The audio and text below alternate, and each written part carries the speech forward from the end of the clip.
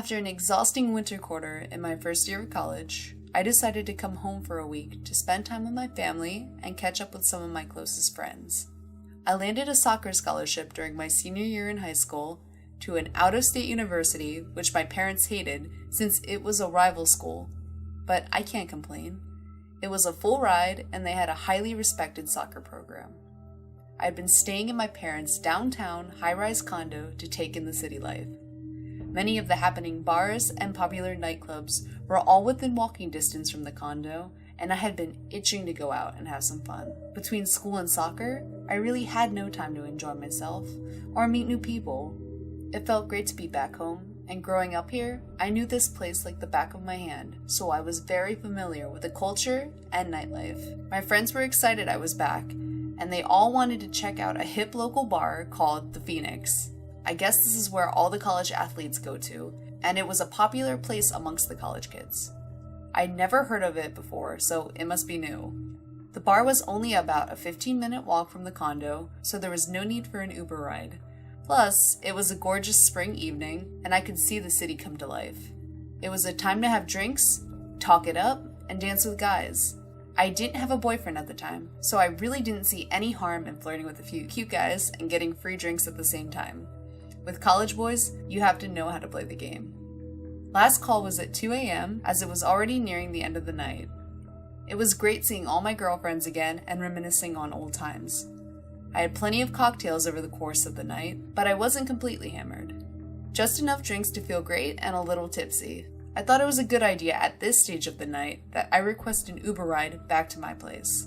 My best friend Sharon offered me a ride, but I didn't want to burden her with dropping me off, as she was already responsible for dropping off the other 3 girls. Anyways, it was already a full ride, and they were heading in the opposite direction, so it was okay. The girls waited with me outside the bar until my ride arrived. It wasn't but 5 minutes when I got a ping for an Uber driver named Gary with a white Toyota Camry swooping his way around the corner to pick me up. Just as he halted to a stop, it started to rain, so the timing was perfect. I gave my hugs and kisses, opened the back door, and to my surprise, there was another girl that looked to be in her early 20s sitting in the back seat, with her head tilted on the glass, facing the other direction, staring outside the window as if she didn't want me to see her face. Her long brownish hair running down her shoulders and covered most of her face, so I could not make out her complexion. Judging by her slim figure, she seemed to be young and maybe a student at a local college. It was odd that she didn't acknowledge me or said hi when I stepped into the car, but I didn't think nothing of it. I figured she just wanted to get home or had a bad night out. Either way, she didn't want to be bothered. Look, everyone has stories, and this was one instant where she didn't want me to know hers. As I buckled my seatbelt, I gave Gary a warm hello, and he said hello back in a weird, creepy, friendly kind of way. He was a chubby, middle-aged man with reddish-brown pork chop sideburns, who reminded me of Fat Bastard from Austin Powers. I don't know why, but he did. He seemed to like the fact that he had 2 attractive college girls in his backseat, and became more friendly as the ride went on by offering us drinks and tasty sweets. Maybe that was his guilty pleasure, but who am I to judge? I guess when I requested the Uber on my app, I must have overlooked the fact I selected Uber Pool, which means that the driver picks up multiple riders heading the same direction for the easiest route. We were still heading south on 4th Street towards my parents' place, so it didn't bother me that my ride home was going to be delayed to drop off this strange girl first. I tried to spark a conversation with comments about her cute outfit, but she was completely unresponsive. I couldn't say she was drunk, on drugs, or even looked high without getting a glimpse of her face, but her demeanor was quite timid and seemed to be worried or nervous about something. Her head still leaning on the glass as I saw her just glazing out onto the passing traffic. She barely moved a muscle. I knew she wasn't sleeping because I could see her fingers rhythmically tapping on the edge of the leather seat to the beat of Gary's classic rock ballads that he was blasting. This seems strange because she completely ignores me, but is completely connected to the music in the car. Something is off here. I dozed off for a few minutes, and I woke up to the sight of streetlights while driving through a residential neighborhood, which I was not familiar with. Moments later, Gary slowed down in front of an older-style Victorian home which seemed to be her parents' house, as it still had wooden fences in front of the lawn and a porch entering the house. What happened next is the events that still haunt me to this day. As Gary screeched to a complete stop by the driveway, there was a long, silent pause because at this point, the girl still hadn't stepped out of the car, maybe unaware that this was her stop. Seconds later, and still no movement from her, I could see Gary gazing at me through the rearview mirror, in concern, and I responded with a slight shrug of my shoulders in confusion. We were both puzzled as to why she was still in the car. He finally turned his head at me with a look of concern, and then towards the girl with a piercing look. "Hey, we're here, darling." He said it in a loud, startling, echoing voice as to make sure she heard him. The girl finally lifted her head away from the glass where it had been plastered for the last 30 minutes and looked up at the house. She slowly turned to Gary and said, "Thank you, creepy Uber guy," in a calm, smiling, sarcastic manner. Before she stepped out, she looked towards my direction, not making eye contact, but said, "Bye. It was nice talking to you. I'll see you later." I was in utter shock that she would say that to me without murmuring even a single word the entire ride over here. She eventually walked out of the car, slowly pacing her way to the front of the wooden fence and having a hard time opening the latch as I watched her from the car. I had a weird feeling that she had never been to that house before and that I probably won't see her again. A little distraught with what just happened, Gary finally drove off back to take me home. I never took my eyes off her for one moment as I watched her through the back windshield walking up the steps to the front door. Standing there motionless, completely drenched from the rain, which didn't seem to bother her. She quickly turned to look at me with those innocent eyes as it swung open, and she finally walked in. The door closed as fast as it opened, not knowing who greeted her. I could never forget that stare. The look of fear and helplessness. There was something disturbing about what took place back there, and it was on my mind the entire ride home. The condo was another 10 minutes away as I glanced at the route on my Google map, but it felt like an eternity. As I briefly looked to my right side where she was once sitting, I noticed a small black object wedged between the car door and the edge of the seat, which I initially thought was a purse. It just blended in with the black leather seats and the door panel, so it was hard to notice at first. Gary looked over to his left as he jerked the steering wheel, and that was my moment to snatch the purse.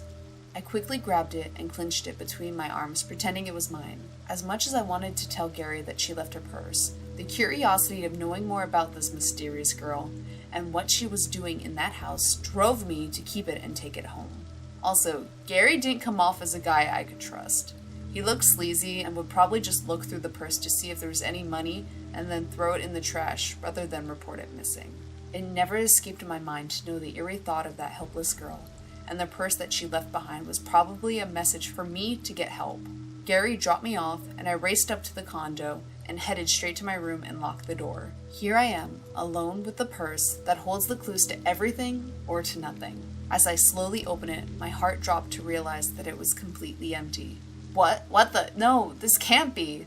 The last traces of this girl, and possibly her whereabouts, was in this purse. But there was nothing. I felt helpless and fearful at the same time. I didn't know what to do or who to call. It was one of the longest nights in agony, not knowing what she might be going through. I tried to piece the stories and scenarios in my head about what may have happened. I didn't have a car, so it wasn't like I could just drive back out there and look for her.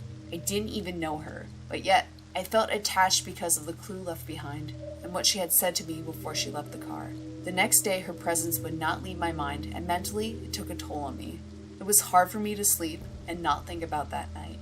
I eventually told Sharon, and she told me that I was just paranoid and too caught up with other people's business. Maybe it was nothing, and she was just having a bad night, and I just assumed the worst. Nonetheless, that creepy feeling inside of me never left. Spring break was coming to an end, and it was finally time to go back to school. During my last few days, I kept track of any missing persons of the local news feeds or media outlets. Nothing popped up, so I figured she was safe, which gave me peace of mind. On my way out to the airport, I kept staring at the girls that might have resembled or even looked like her. This tells you how much she crept into mind. My life started to feel normal again as I was back to my hectic class schedule. Memories of that girl and the events that night soon faded away, but it was still embedded in the back of my mind. One day after practice, As I walked back to my dorm, I grabbed my phone from my practice bag, and I had missed 10 calls and about a dozen text messages from Sharon, urgently begging me to contact her back. As I scrolled through all of the text messages, they read the same thing. Please click on the link now. Must watch. It's her. I didn't call her back as it was more of an impulse to click on the link instead and see what the hell was going on. I came to a dead stop in the middle of the courtyard, looking at my phone screen as it led me to a video containing a breaking news story about a group of people that were arrested for the accusation of human trafficking, prostitution, and abusing students at the nearby college where my parents lived. In that very instance, her face flashed through my mind again. I could barely hear the details of the news because I was watching it on my phone when suddenly, I see Gary, the Uber driver, being interviewed in the video by the newscaster.